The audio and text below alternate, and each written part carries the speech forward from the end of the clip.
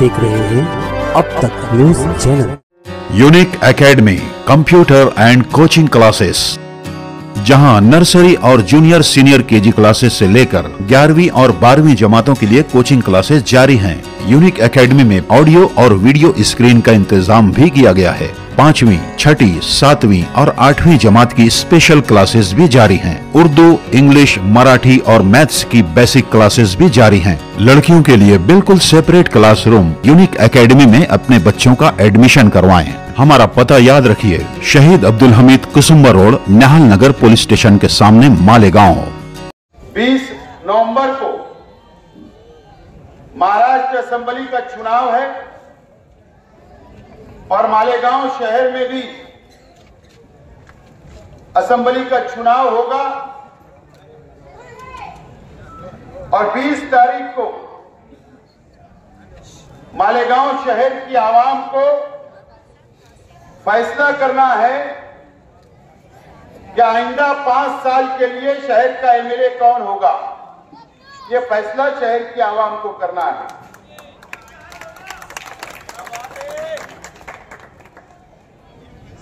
यहां पर नौजवानों की बहुत बड़ी तादाद मौजूद है और शहर के जो नौजवान हैं वो हमारे बहुत जज्बात में फैसला करते हैं। हम लोगों ने देखा कि 2019 में शहर के नौजवानों ने बहुत जज्बात में फैसला किया। हैदराबाद के 2 भाई आए, उनकी जज्बाती तकरीर हुई।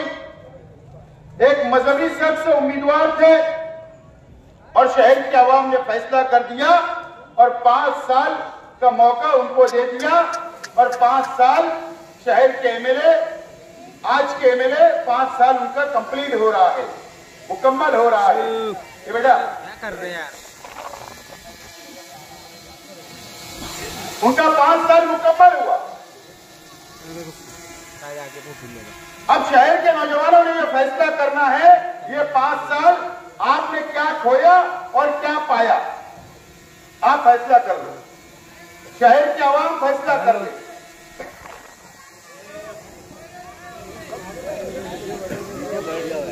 शहर की आवाम फैसला कर ले।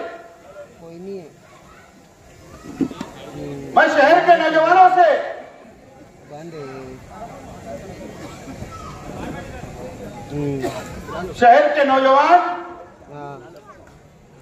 मेरी अपील है, शहर के नौजवानों से, कि आप किसी का मुस्तकबिल का फैसला करते हो, किसी को कारपोरेटर बनाते हो, एमएलए बनाते हो और आप महाराष्ट्र के अंदर क्या चल रहा है, फिरका परस्ती कितनी बढ़ रही है, मुल्कों के अंदर क्या हो रहा है, फिरका परस्ती कितनी बढ़ रही है, यह आप लोग सबसे ज्यादा बेदार रहते हैं और सोशल मीडिया के ऊपर, मोबाइल के ऊपर आप लोग उसके ऊपर नजर रखते हैं।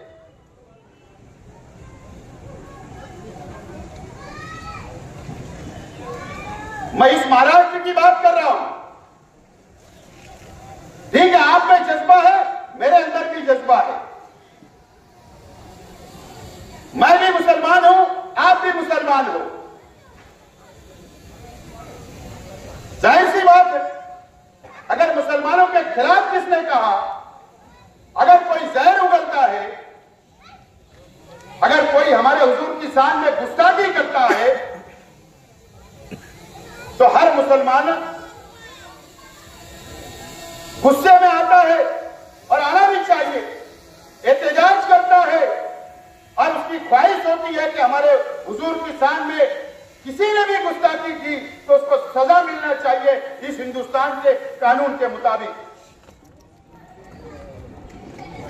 आप मुझे बताओ, हमारे हुजूर की शान में गुस्ताखी हुई, रामगिरी महाराज ने हमारे हुजूर की शान में गुस्ताखी की, मुझे बताओ आप लोग, शहर का नौजवान क्यों खामोश है? क्या वजह थी बताओ।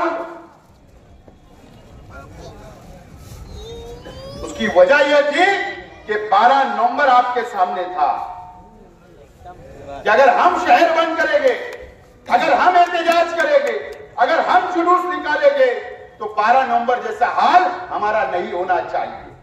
यही डर था ना। किसके वजह से? आपको यह डर था कि अगर हम जुलूस निकालेंगे, एहतजाज करेंगे तो हमारे पीछे कौन खड़ा है। आप पीछे पलट के देख रहे हो, क्योंकि 12 नवंबर की जो घटना हुई, अगर कोई जेल में गए तो शहीद अब्दुल हमीद रोड के नौजवान गए, शहर के नौजवान गए, और किसके वजह से गए? आज के एमएलए की वजह से गए। अब ऐसी घटना के बाद 12 नवंबर के बाद कोई भी दीनी तंजीम भी आगे नहीं आ रही है कि वो बड़ा एहतजाज करे, शहर बंद कराए या जुलूस निकाले। डर, माफी के साथ कहना चाहता हूं, डर है। मुझे बताओ, आज जो पार्टी का उम्मीदवार मेरे अपने सामने है, मुफ्ती इस्माइल साहब, वो इमाम के उम्मीदवार है। उनका वोट मांगने के लिए हैदराबाद के लोग आएंगे, उनकी वोट मांगने के लिए।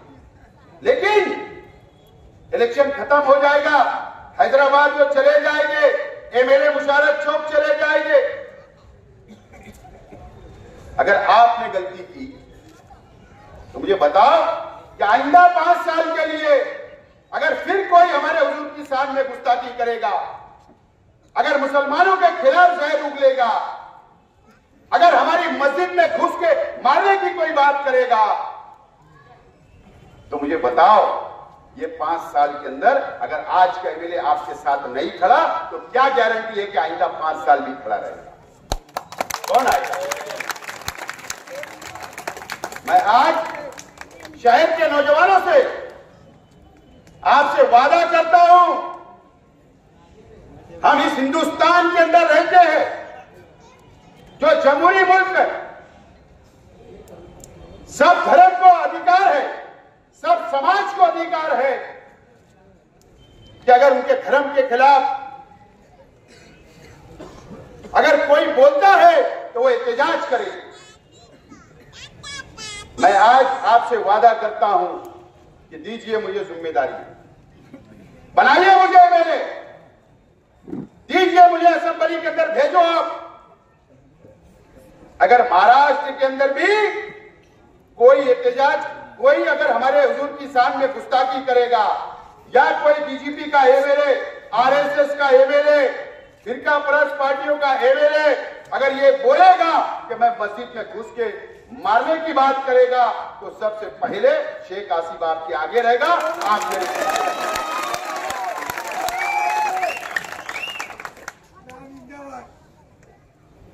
मैं आगे रहूंगा, आप मेरे पीछे रहना। करेंगे हम बड़ा एहतजाज, रास्तों के ऊपर आएंगे, ये हमारा हक है, ये जमहूरी हक है। लेकिन यहां पर बुज़दिली सिखाई गई, 5 साल नौजवानों को बुज़दिल बना के रखा गया। अगर और बुज़दिल बनना है तो कर लो गलत फैसला, और अगर बुज़दिल नहीं बनना है तो दीजिए मुझे जिम्मेदारी, असेंबली के अंदर भेजो, मैं तैयार हूं। लेकिन ये शहर में बुज़दिल बनाया गया, नौजवान डराया गया। अगर शहर का एमएलए पुलिस का खबरी हो, शहर का एमएलए ये बोलता हो कि पत्थर शहीद अब्दुल हमीद रोड के नौजवानों ने लाके रखा था, अगर शहर का एमएलए ये बोलता है कि फिलिस्तीन का झंडा उठाने वाला, लहराने वाला ईदगाह ग्राउंड के ऊपर मेरा उससे कोई ताल्लुक नहीं है, तो कौन तुम्हारा साथ देगा? कौन तुम्हारा साथ देगा? मैं तैयार हूं। और आप लोगों को पता है, सिर्फ शेख आसिफ अल्लाह से डरता है, किसी से नहीं डरता। सिर्फ अल्लाह से डरता हूं, किसी से नहीं डरता। ये शहर की सियासत कहां जा रही है? कहां जा रही है? 5 साल साल एमएलए थे। आप जवाब दो शहर के नौजवानों को कि मैंने ये तामीरी काम किया, वो तामीरी काम किया। जवाब दो। 7 नंबर वार्ड में ये दिया, जवाब दो। आप कोई जवाब नहीं दे रहे हो।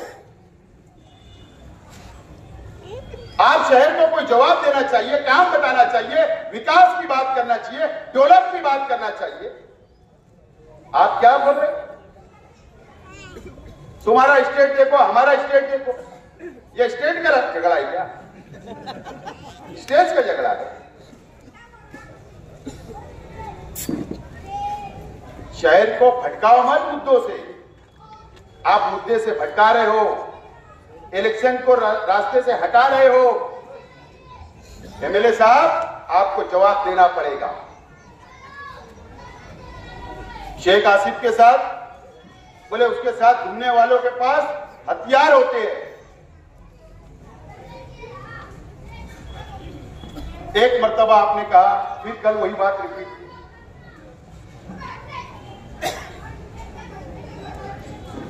अरे पुलिस को भी समझता है, अगर गलत है तो गलत है। मैं वो सब बात उस मुद्दे पर जाना नहीं चाहता,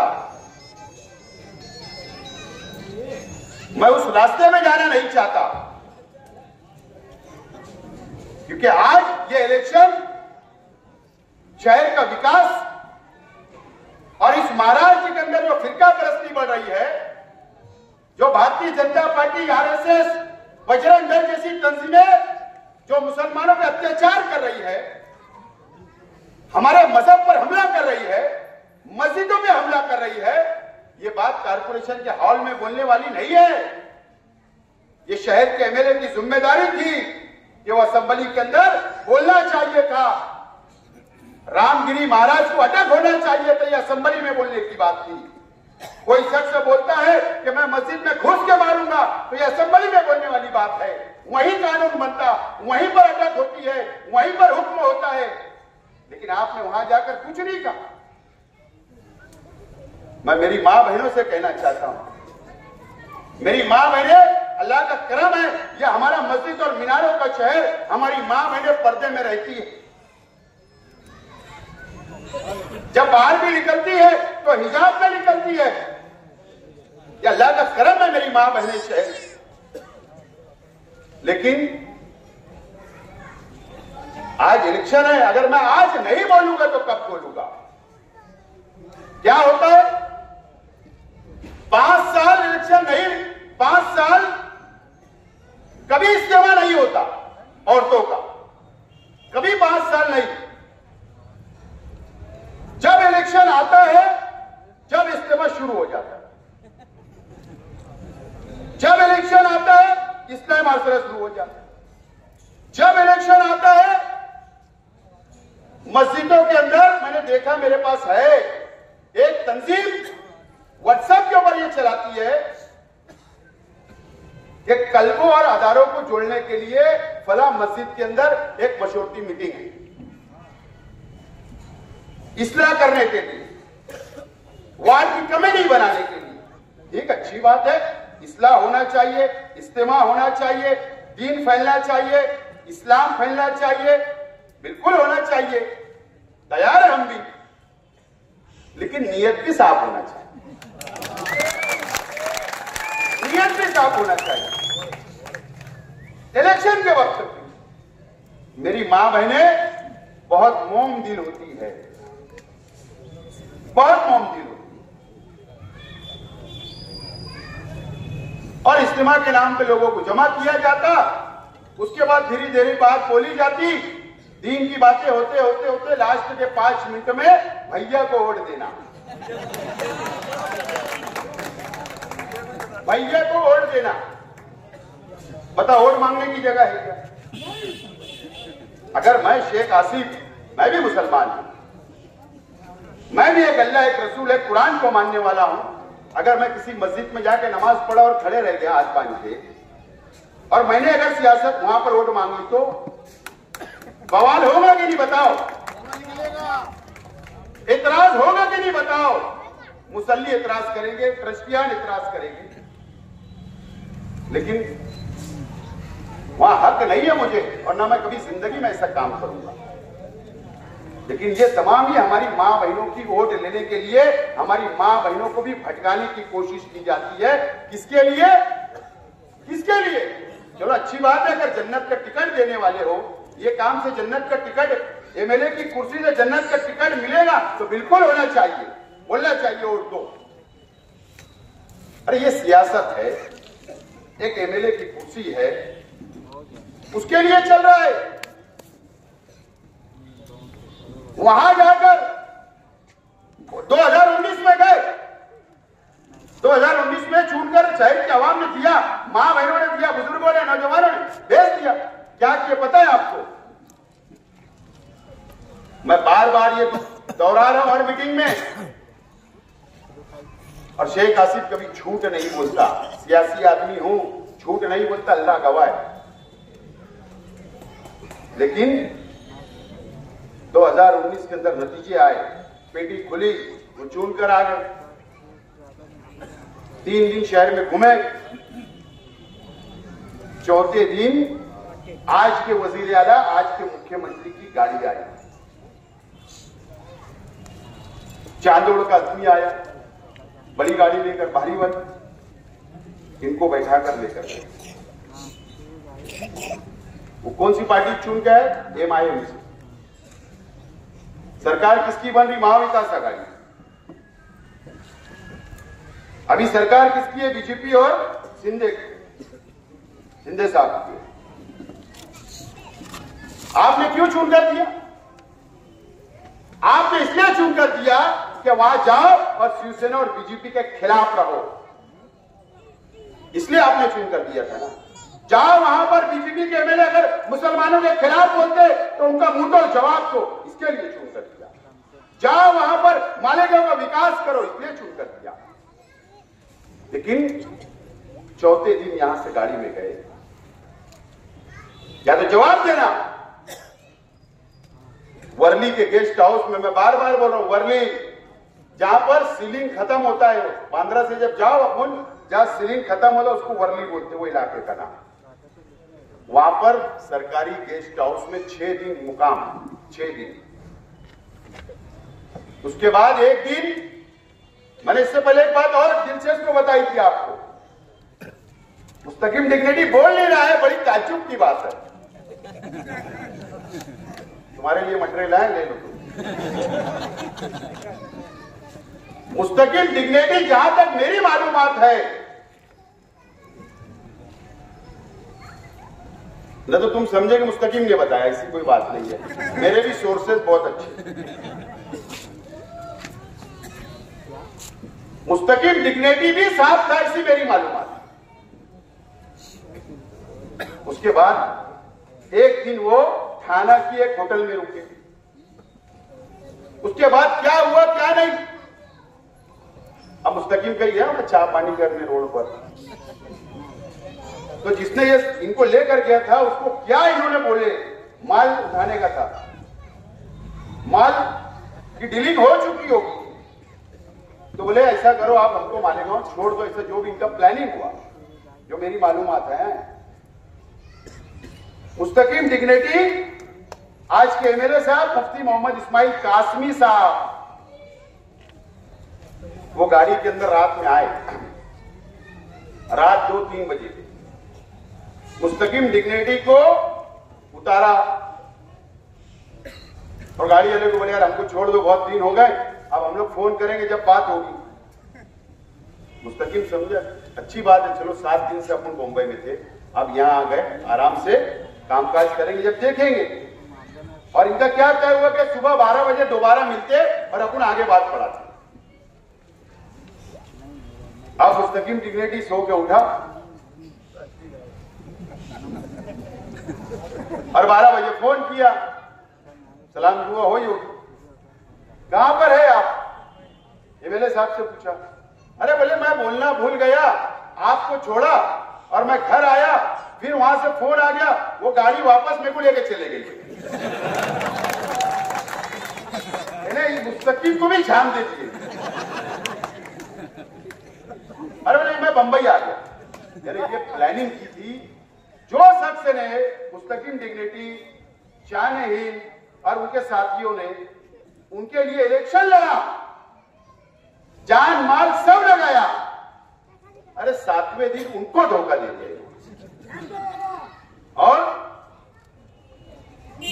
वही गाड़ी के अंदर ये वापस चले गए और मुस्तकीम को यहां छोड़ने के लिए सिर्फ गाड़ी आई थी कि ये रहेगा, कितना माल मिल रहा है ये भी देख लेगा। उस वक्त भी इन्होंने सरकार के बाजू में रहने के लिए, गैर जानिबदार रहने के लिए करोड़ों रुपया आज के वजीर आला से लिया था। वही शहर को बेच डाला, मां बहनों की दुआएं बेच डाली, बुजुर्गों की दुआएं बेच डाली, नौजवानों के जज्बात बेच डाले गए। उसके बाद 5 साल आपको बेचने का काम किया गया और बीजेपी और शिवसेना के साथ ये 5 साल उनकी मदद करते रहे। एक मिसाल बता देना, एक सबूत बता देना कि हाँ मैंने बीजेपी की सरकार के खिलाफ में वोट दिया या बीजेपी की सरकार के खिलाफ में असेंबली में खड़े रह के मैंने बोला, ये एक सबूत इन्होंने बताया। इस तरीके का बेचने का काम ये शहर के मुसलमानों, मस्जिद और मीनारों के शहर कि आवाम के साथ किया गया। क्या सोचते होंगे मुझे बताओ, जो इन्होंने इनको खरीदा, एमएलसी के टाइम, राज्यसभा के टाइम, कोर्ट में हाजिर रहो, गैर हाजिर रहो, क्या सोचते होंगे बताओ। वो तो हमारे बिरादरान होता ना, हिंदू भाई है ना। बीजेपी शिवसेना के लोग हिंदू भाई है, मुझे बताओ क्या सोचते होंगे कि ऐसे लोग इनके धर्म गुरु है, ऐसे लोग इनके मौलाना है, ये बिक जाते हैं। क्या सोचते होंगे आप मुसलमान के ताल्लुक से? जाने दो, मुफ्ती साहब को हमको बाजू में रखो। क्या सोचते हैं कि एक शख्स ऐसे तो पूरी कौम को बदनाम करने का काम शहर के एमएलए ने किया है। अब फैसला आपको करना है, ये शहर के आवाम को करना है। और मैं देखो एकदम क्लियर कट, आप लोगों को पता है अल्लाह ताला ने हमको सब कुछ दिया है, हमारे परिवार को रुपया, पैसा, इज्जत, शोहरत, हर चीज अल्लाह ने हमको नवाजा है। शहर जानता है हलाल कमाई अल्लाह ने दी, जमीनों का व्यापार है। अगर आप मुझको छून कर देंगे तो मैं कौम के लिए लड़ूंगा, बिकूंगा नहीं, ये बात याद रखना। और ये शहर को संभालूंगा, ये शहर के नौजवानों को संभालूंगा, शहर की मां बहनों को संभालूंगा, ये शहर की मस्जिद और मीनारों के शहर को संभालने का काम करूंगा। ये वादा आज आपसे करता हूं। आप लोग बहुत समझदारी से आपको ये फैसला लेना है। अब शहीद अब्दुल हमीद रोड के ऊपर पिछले मर्तबा मुझे वोट कम हो गई थी मेरी, अब क्या वजह आप ढूंढो। मैं मानता जज्बात में आप बह गए, लेकिन अब इस मर्तबा ऐसा ना हो। सब लोग मिलकर एक एक गली, एक एक घर तक पहुंचे और मेरा सिंबल, मैं जब नॉमिनेशन करूंगा, फॉर्म भरूंगा तो मेरा सिंबल आएगा। सिंबल आएगा तो घर घर तक सिंबल पहुंचाना है, निशानी पहुंचाने का काम करना होगा। कल पहला हमारा इलेक्शनी जलसा है, पहला है खयाबान निसाद चौक पे, अयूबी अली शान के पास। आप तमाम ही लोगों को हजारों की तादाद में वहां पर आकर जलसे को कामयाब करना है। और पीर के दिन सुबह 11 बजे खलील दादा के ऑफिस के पास से आगरा रोड हम लोग फॉर्म भरने के लिए उम्मीदवारी का जाएंगे। तो आप तमाम ही लोग वहां पर भी हजारों की तादाद में आओ और सब लोग उस दिन ये शहर को मैसेज दे दो कि आज के नुमाइंदा नाकाम हो चुके हैं, इसलिए हम उनको घर बैठाना चाहते और अब हम की आदत बदलना चाहते। बहुत बहुत